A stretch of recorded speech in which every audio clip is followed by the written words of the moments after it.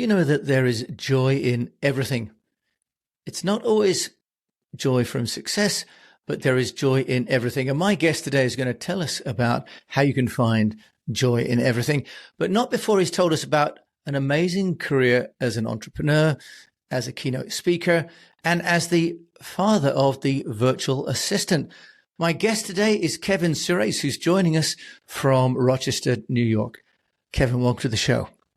Thanks for having me, Jim. It's my pleasure, and I'm fascinated because you have one of those careers that seems kind of written in the stars. I mean, you've got a picture of Inc. magazine behind you, you've got trophies, you've got 94 patents. Kevin, I'm delighted to have you on the show, and we've got a little while for you to share with us a little bit about what you're doing now in terms of business, and then we're going to talk about some of the strategies that you know about how entrepreneurs can get noticed on a lean budget. And then we're going to talk about your Joy is Success, your new book. So introduce yourself first, please, better than I've done, I'm sure. And then we'll dive into some questions for you. Well, sure. I'd love to. Look, I'm an inventor. And when I say that, I hope that my inventions bring joy to people and change people's lives. And what I have tried to do, not always successfully, but I've tried to do, is probably the core to any good startup, any good business, any good small business that wants to grow, is go solve a pain point that people actually have that they're willing to pay money to solve. Because we have seen so many entrepreneurs that have an unbelievable solution. There's no pain point for it. They're looking for a pain point, right? But it's a really cool thing. I've created a hat that's blue. Did someone have a pain point saying I can't live without blue hats, right? For example. So I think I'm currently involved in a company in the software quality assurance space that's using AI to find all of our software bugs for us with basically no human intervention. I'm involved in a startup that is solving the ransomware problem by creating a ring that you wear, and that ring is tied to your finger, and it's a biometric ring. And so you will not be able to gain access to any important applications or networks without that ring on your finger with your fingerprint tapping it when it's time to log in. And it turns out the reason that's important is cyber criminals with ransomware 9 times out of 10 get in using your credentials, including stealing your MFA. Stealing your codes on your phone and things like that. People don't want to hear that, but that's the truth. Right? Yeah, the MFA is multi-factor authentication, isn't it? I think that's right. That's right. So that's very easy to steal. We could spend an hour. I could teach everyone here how to steal Jim James's MFA codes to get into his Riverside, and so those are the things I'm involved with right now. I do 40, 50 keynotes a year around the world on joy equals success and artificial intelligence and disruptive innovation, starting companies. And I'm working on a book called Joy Equals Success. So I'm busy, and I'm still inventing. I've got another patent that we're working on right now. So very exciting. Well, it was amazing. Well, just to be clear, Kevin will also share his contact details at the end, but it's AppVance is one of the companies, and Token Ring is the other company that he's talking about. Because this show really tries to focus on how to get noticed and the challenges of that for entrepreneurs, you've identified the old problem, which is entrepreneurs invent something, then look for a problem that it can solve. Why do you think that is, Kevin? Let's just deal with that first. Why do people invent things without having the customer in place first? Yeah, it's a very good question, because they think it's really cool. It's that simple, right? I think this is so cool, and I shared it with my friend, and he thinks it's cool, or she thinks it's cool, and so we're going to go out and build a company around this cool thing. Okay, interesting. Did you ask any of the potential customers, one, is it something that solves a real pain point for them? A real pain point. And two, would they be willing to pay for it? So the other mistake I see is people creating interesting technologies or interesting offerings or interesting service offerings to a group of individuals that have no money. So, one of the tricks in a successful business is create a product or service that solves a real pain point for people with millions of dollars. I'm being a little facetious, but you get my point, because people who have a lot of money or companies who have a lot of money can spend some of it on your solution. But if you solve world hunger, which I do want to solve, it's very important. That's a great thing for governments or churches or whatever, or nonprofits. But there's a reason nonprofits do that, because there's no profit and there's no one to pay you. They don't have any food because they have no money, and they don't have any money because of infrastructure and all those things. So try to solve problems for people who can pay you, because you're going to need that money in marketing and sales to grow your business. So first of all, then we need to be listening to the market. So at what stage then does one decide to go and find out if there's a market? Because we've all invented things. I've started businesses in different parts of the world as well, some of which have been successful and some less so. At what stage do you take an idea, Kevin, and validate it? Or do you wait? 0.1. Okay. Right. Not even one. I mean, it's the first thing you want to do is find potential customers and listen to their feedback. Do they have a real pain point? Now, I will tell you this, though. Customers don't design products or services. They don't. So you will go to them, and sometimes they'll go, oh, that won't work. That's impossible. Why would you do that? But hang on. Do you have a pain point? I really do. And I'm going to give you a direct example. So when I started a company called Serious Materials, now 20 plus years ago, we worked on, at first, a soundproof drywall that today is the standard way to build hotels and condominiums and townhomes and theaters and everything else, right? And it's called Quiet Rock. And it became the standard. It's a $1 billion product line. Well, I invented that literally with a mixer and reading all kinds of background on things like viscoelastic polymers and learning how constrained layer damping could work and all these techniques. The reason I did it is customers were calling. We had a coating that went on cars, and customers were calling, potential customers, and saying, can I put that on my walls? Well, no, but why are you asking that? Well, we just got sued from this homeowners association because of everyone can hear each other next door. We got sued from a hotel because everyone can hear it. I go, well, when you hear that 5 or 6 or 7 or 10 times, you go, this is interesting. You're getting sued for hundreds of thousands or millions of dollars. And I go, well, how do you feel about that? Well, insurance covers it sometimes. It doesn't cover it other times. But I never want to go to court for 6 weeks again and have to defend the way I built it that I thought was right. I didn't know better. So I said, what would happen if we had a soundproof drywall? And of course, everybody said they would want it. Now, the cost of soundproof drywall at the time was about 10x that of regular drywall, 10 times. But it kept you from getting sued. So you had to get that into the cost of the project, or do it the old way that actually doesn't work, right? So that did take some time for people to get to it, and I did hire a couple of consultants, in the drywall business, which I wasn't a complete expert in at that time.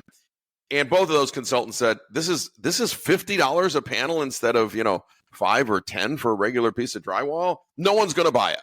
But those were the consultants. But when I talked to the actual customers, and you actually did an analysis on what they were spending on labor anyway, labor was the big cost. The material wasn't much cost anyway. So in the end, it's a $1 billion product line. It's huge. It's used everywhere. And there was a real pain point, which is we get sued and people hate noise, next door. And so early on. And Kevin, I think what you have said there is, I think, a very key point, that you go and listen for the pain point, not for the product definition. That's for sure. I think often we think I've got to build a product so customers can understand what I'm building. And we're sort of trying to sell them what we've built, as opposed to listening to the problem. And they may not have the solution in their own mind. And that's not actually what we're trying to find from them, right? I think, as opposed you cannot ask the customer to build a solution for you, because if you could, then they'd be working for you. Steve Jobs never went out and asked the customer, do they want an iPhone? What he did do is recognize that when people were driving or doing other things, they wish wouldn't it be nice if you had access to your email right now, just standing up? That'd be great. Yeah. Well, how about your voicemail? Well, and just how about could you look up something on the web? Well, it's 1997, right? That'd be very interesting. So, or 2007 at that point. So, finding the actual pain points was what was interesting. He never said to anyone, How about a phone that does all these things? Yeah. Because nobody could imagine what it would have looked like, how it would have worked. He needed to take his product people and envision that and himself, right? Yeah. But there was a real pain point that he saw. And Steve was phenomenal at seeing there is a pain point, and we're hired to solve that, right? We're hired to solve that pain point. And if we solve it, people will come. In which point, is it fair to say that one of the key attributes of a successful entrepreneur is that they're observant, curious, but also observant, right? As much as being innovators. We'll be back after a quick break. AI is changing the game of business. Will you be on the winning team? I'm Jordan Wilson, the host of the Everyday AI podcast, and your coach to help you learn the X's and O's of AI. Artificial intelligence isn't just a new player in the game, it's a new sport altogether. So if you don't quickly put AI into play, your competitors will run up the score. I've spent my whole life building winning teams, from coaching basketball to working with big players like Nike and Jordan Brand. My next move? Helping you win with Everyday AI. Listen wherever you get your podcasts or on everydayaipodcast.com. Let's tap into AI together and put points on the board. There's a great book just on the curiosity factor of entrepreneurs. And the more curious you are, the more interested you are in solving real problems, the more interested you are in what people have to say about solving those problems. You're using your ears a lot. And I think that a lot of entrepreneurs, sometimes myself, certainly in this interview, we tend to use our mouth. But when we use our mouth, we're not learning anything other than what we already know. So we have to listen, and we have to not argue with them. They're telling you, this isn't quite right about this product. Or this isn't, I really don't have that pain point. You and I talked about this at an earlier time, which is in Silicon Valley, we still say that when you start a company, it'll be your fifth business model within that company that is probably the one that's successful. And the unsuccessful companies are usually the entrepreneurs who hang on to their first model and they insist they're right and they simply run out of money. And companies only die for one reason. People know it's marketing, it's sales. No, they just run out of money. There's only one reason, because if you still had money, you'd try something else. So don't run out of money. Yeah, and I think it's Annie Duke, isn't it, who's written that book, Quit, which is great. Yeah. And reading that, and this whole idea of if you don't get to the summit of Himalayas by 11 o'clock, you need to turn back. And it's always very hard as an entrepreneur to know how close to 11 o'clock do you push it, right? And when you, as you say, you really need to follow some guidelines. But Kevin, then let's assume that you have done some listening, and in any of these companies like Appvance, for example, or Token Ring, which sounds very interesting and also very innovative, but also would, I think, have some sort of user anxiety, maybe, because if I lose my ring, I'm even more in trouble. What do you recommend to entrepreneurs then in terms of the marketing? Because it's a fine line, isn't it, between engaging the audience and finding what they're saying and going back and going, well, I need to rebuild, and saying, well, actually, I've listened and this is right, but I need to convince people. Sure. Or educate people on how to use, which is this kind of crux of crossing the chasm, isn't it? I mean, look. You were in the marketing business for many years. It's changed in some good ways, because any of us can reach 1 billion people on the web if that's what we want to do. You need money, and you need to be on the right platform, and et cetera, et cetera. And the TikTokification of advertising is happening right before our eyes. There's no question. It's changing the way we reach people. It's changing how we use influencers to reach people.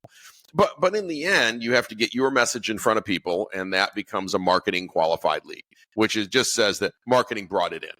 And we're not sure if it's qualified to move to sales, but we're sure that someone brought you some lead came in. We don't know if they have money yet. We don't know anything. We just know lead showed up. And of course, you use every social media network. You use Google. You use everything you can to reach as much audience as you can. And the smart people are measuring that on a daily basis. So, a lot of mistakes made in marketing, which I have also made. The biggest mistake is you're not measuring every 24 hours, which means you can go weeks of spending crazy amounts of money that generated no sales qualified leads, no truly qualified leads that you can take through the sales cycle, right? They're just junk. They want things for free, or they don't understand the business or whatever it is, or your service or your product. So it is critical that you measure the results all the way through at least sales qualified lead, and ideally in time all the way through contract one, whatever that is, right? Someone bought something for you, whether it's $1, whether it's $1 million, someone bought something. And so where did those leads come from? Did they come from conferences? Did they come from Google? Did they come from TikTok? Did they come from Facebook? Did they come from LinkedIn? LinkedIn is a great source of leads if you target right and use it correctly. So you want to look at all of those. I'm not here to tell you which ones of those work for you. It depends on your product or service. Just measure every day. And the people who don't measure every day, and I've had so much pushback. I was on the board of a company once, and the CEO said, "Oh, we're not going to measure every day, but we'll take a look at it in a month." I said, "You're not. This isn't good. They're probably not the right person to run this company, right? Because we got to measure every day so that we can put more money into the things that are working and less money into the things that aren't." And by the way, that shifts over time. This particular ad may be working better over here, and so I'm going to boost that on Facebook, and this particular thing is working better on LinkedIn, whatever it is, right? Please do it. Measure it daily. All the tools are there to do that today, and you will drive a successful campaign if indeed you have product market fit, meaning that there's people who have a pain point, they happen to have money, they saw your ad or social or video or whatever it was, and they're willing to spend the money with you, right? That's given. Kevin, what would you recommend for measurement? Obviously, we've got some tools like Google Analytics. Are you suggesting those? Or I've had the founder of a company called Funalytics, which is tracking all of your different channels to market. What do you recommend? Right. Like a Funalytics, there's several of these companies that will track all of them. Obviously, Google Analytics is excellent, but can't tell you things about LinkedIn or can't tell you things about Facebook, right? So you're going to want to track all of those. It may be different tools, and maybe they're built-in tools, or you may get one overall tool that gives you a dashboard. Yeah. And if you had that dashboard every morning, you'd say, I spent $1,500 on LinkedIn yesterday. I got X number of marketing qualified leads. Some of those moved to sales qualified. You can start to follow that down the funnel, right? Yeah. And then I spent $300 over here, and I got far more. So what's the return on that investment? And you want to calculate your ROI, right? So what is the cost per lead? As you know, it's lifetime value of customer over cost of acquisition. So LTV over CAC, right? So what's my lifetime value of the customer? Are they going to buy once? Are they going to buy forever? Is it a monthly subscription? What is it? So I've got a lifetime value in profit, and then I've got a cost of acquisition. And I'd like to see those ratios at 10x. Because I've got a real business there. I talk to a lot of people. One, they don't know what the ratio is. Two, they have no idea what the cost of acquisition is. Your real cost of acquisition isn't just the marketing dollars you spent. It's the marketing person who's managing that. It might be the salespeople that the calls are going to come into. So it's all of sales and marketing budget, including salaries and overhead. That's your cost of acquiring customers.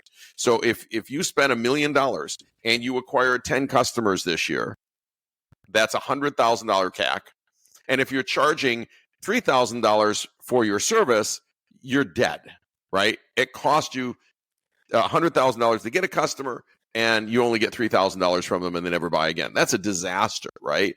So if you're spending $100,000 to get a customer, that's fine as long as you're charging a couple $100,000 a year and you're going to keep them for 3 to 5 years, right? That's how you got to start thinking about LTV over CAC. And how many people I run into, they have no idea what these terms have been around for 20 years, but they don't have any concept of this is how I measure, and I measure daily. Well, I think as you say, Kevin, that most people, including me, we're so busy thinking about engaging in social media, thinking about maybe cash flow, product development, that the hard part, I suppose, a bit like accounting, gets left to month end, end of quarter, end of year, and the ship is sailing without really checking on the navigation, as you say, every day or every hour. And it's possible now, isn't it? So with a company like Token Ring, what is your marketing strategy to get across the chasm? I'd love to hear from you how you're going to introduce this new security device So Token Ring only sells to enterprises. They have to be large enterprises that can buy more than 10,000 rings, rough number, right? And some can buy 100,000 rings. So so our cost of acquisition is immaterial because they're going to buy millions of dollars product. Nice. And so the target is CISOs. Those are heads of security in companies and or CIOs. And and the cost of ransomware to them on an annual basis is in the sometimes tens of millions of dollars, if not more, let alone brand equity and all of those other things. And so this is a very inexpensive way to protect the access to their networks where Russia, China, anyone else cannot get in if they didn't have your ring. And they don't have your ring. They don't have your ring. It only works with your ring, and you can't, so they can't get in. So it literally comes up on the screen and says, tap your ring, put your thing, and I'm done. And it's compatible with everything from Microsoft products to Oracle products to SAP to all of the major platforms already. So I think so very targeted marketing, right? I only want to talk to CISOs or the director or VP of security below them. That's it. And I think what you've also hit on, which is fantastic to illustrate that, is that, excuse me, that a sales strategy doesn't have to be social media and broad. For example, in B2B, you've identified, if you like, the gateway, which is a relatively small number of people who make a decision on behalf of a large organization. So your acquisition cost is relatively small because they can be profiled on LinkedIn, for example. That's right. That's right. And I think we often get into the mindset at the moment of the need to do social media almost for B2B and B2C. But what's great is you just highlighted that the sales channel, if you think about it carefully, can be much more efficient than that as well. It depends on your product, right? If you can sell to a C-level exec and they have the authority to buy millions of dollars of product, that's where you should focus. You notice I never said consumers on Token Ring. It's not that it wouldn't offer tremendous benefit to consumers. It's just my cost of acquisition probably outweighs what I'm going to get from them. Yeah. That is not a really good channel. They do have the problem, but ransomware people don't really hold consumers much for ransom because they can't pay much, maybe $100. So go to companies, banks, healthcare, insurance, sometimes retail, that have, tens or hundreds of millions of dollars to lose every year if they don't close this door that is wide open.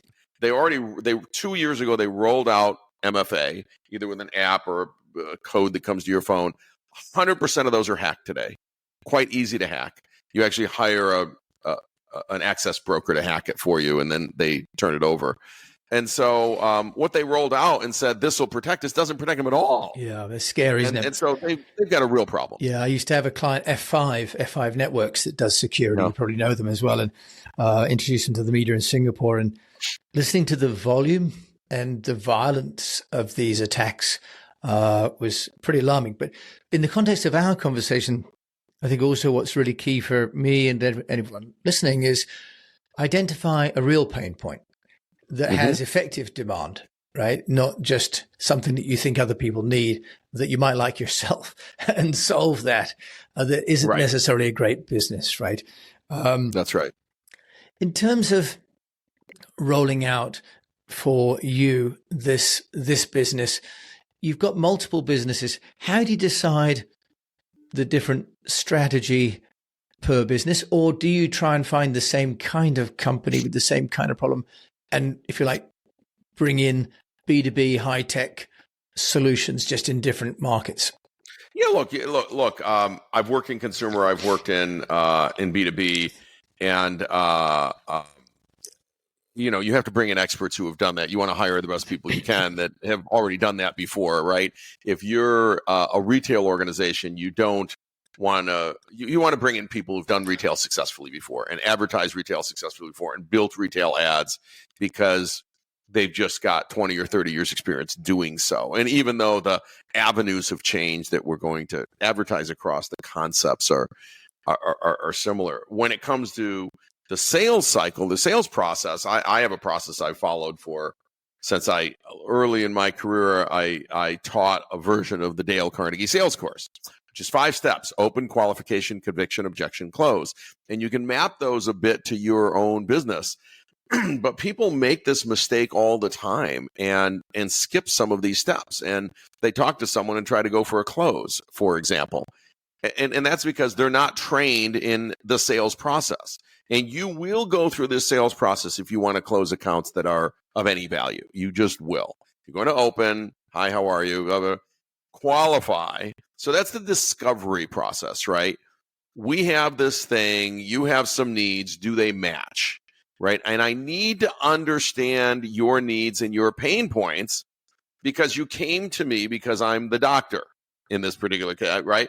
And so if I was a doctor and you came to me and I said, hey, I'm not going to ask you any questions, but I'm going to treat your headache. And you go, but it's my knee that hurts. Right. Well, I'm going to treat your headache.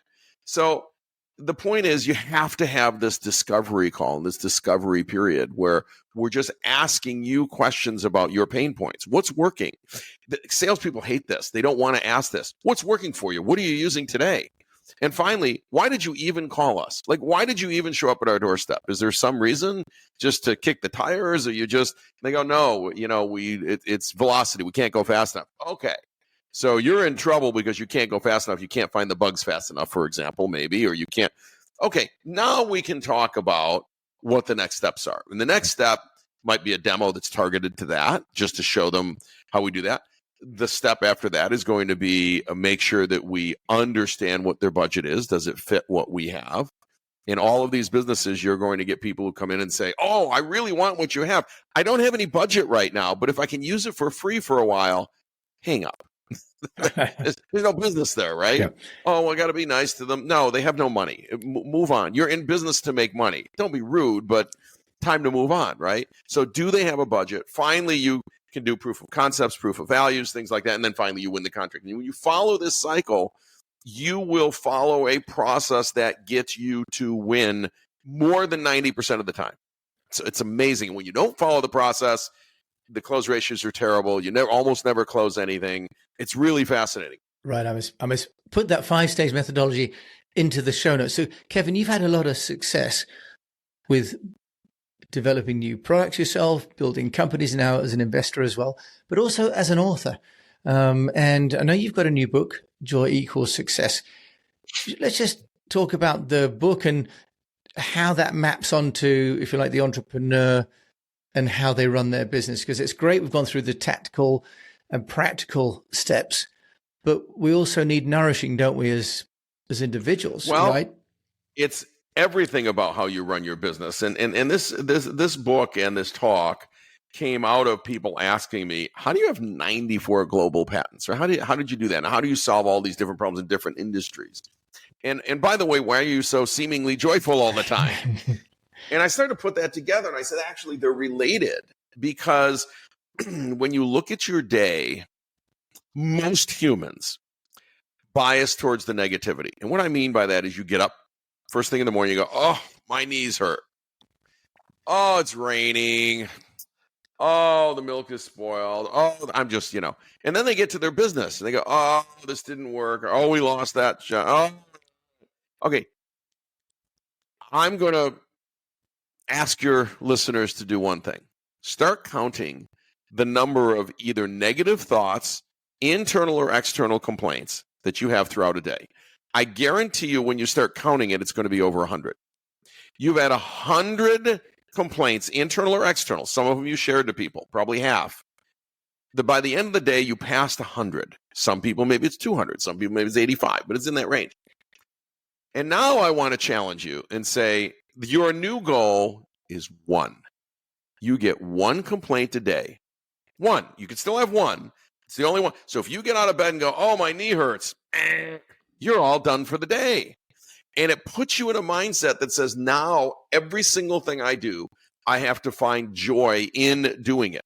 So I like to make lists. And when I make my lists, there's hard things on that list. There's terrible things to do on that list. But I always just look at it as it's a huge joy to check something off the list. It's no matter how bad the task was, including firing someone, it is more joyful to check it off the list because it has to be done to move my business forward. So you got to talk to a customer that's angry Don't look at that as, oh, I don't want to do this. Yes, you do. Because this is the pathway to success. This is the pathway to perhaps saving that client, perhaps deciding that they're not a fit for your business, whatever the case is. But you got to go through that step, and there's great joy in getting through the step. And now when everything you do, you look at as something that brings me joy, now you have all of this open headspace to invent and listen and be curious, where if you were negative all day, you've eaten it all away. You're in a downward spiral. Kevin, that's a wonderful mindset. And I don't know whether we're allowed, because I'm in Britain, whether we're allowed two negative thoughts, because in Britain we're quite good at being pessimist. But let's also just think about, that's a wonderful book. I'm looking forward to reading that. And let's just also just think about one tip that you'd give us, or would that be related to the book? One tip for all of us. We talked about a lot of things, but one tip as an entrepreneur, well, there are many, right? But clearly job one is to make sure that your business is solving a real pain point for someone who has money to spend. Listen to all those words. Not someone who doesn't have money, not just yourself. You're going to buy your own product. That's not a business, right? And if it doesn't match, if that doesn't have that kind of product market fit, it's okay, because you have 4 more shots at this before you're just at the average of 5 business models before you hit your successful one. And if you stop at the first one, unless you get very, very, very, very lucky, you're probably going to fail. And so get that out of your head. Be curious about what the next model is. Slack, many people know what Slack is. It's a messaging platform for work, basically. And their business model was a gaming platform. They had games. Nobody was playing their games, but they had this little chat thing on the side that people were interacting with. And so before closing the company, they said, well, maybe we'll just improve that and try to sell that. And the thing took off. Yeah, amazing. Right? It was their 5th or 6th or 7th business model, right? It's not even a business model they understood, but the customers were saying, we like this, we hate your games, right? This is important to listen to and important to hear. So it's okay to have 5 different business models, even if it's in 1 year. Yeah, wonderful. As long as you manage to keep cash throughout the year. That's your other moral of the story, isn't it? Kevin Surace, if I was to ask you for a book or podcast that you'd recommend, what would that be? Oh, my goodness.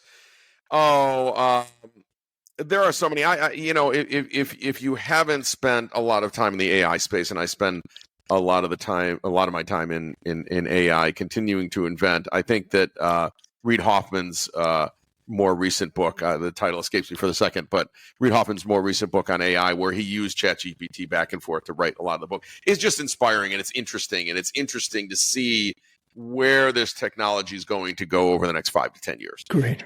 So I think that's kind of that's kind of mind opening to people who may not spend all their time in AI. Okay, wonderful. That Reid Hoffman from the LinkedIn founder, I think, is that right? Yeah. Okay, perfect. Just for anyone that wasn't sure. And finally, Kevin Surace, if you want to find you to listen more maybe about soundproofing their walls, or about AI, or about joy, or any of these topics, how can they do that? Or the energy retrofit of the Empire State Building, which I did, and the New York Stock Exchange. We can go on. It's just kevinsurace.com, and that's my speaking website, but a lot of data there, and has my LinkedIn, and I do answer my LinkedIn messages, so one can get to me, and there's a form on there you can fill out and request me and all of those things. Kevin Surace, well, I'm glad that we've been able to get to you and get you to come on the show. Thanks so much for joining us. We could have, as we said before we started recording, have a whole day, but I know how busy you are. So thank you for sharing your time and your thoughts with us. Yeah, my pleasure. Thanks for having me.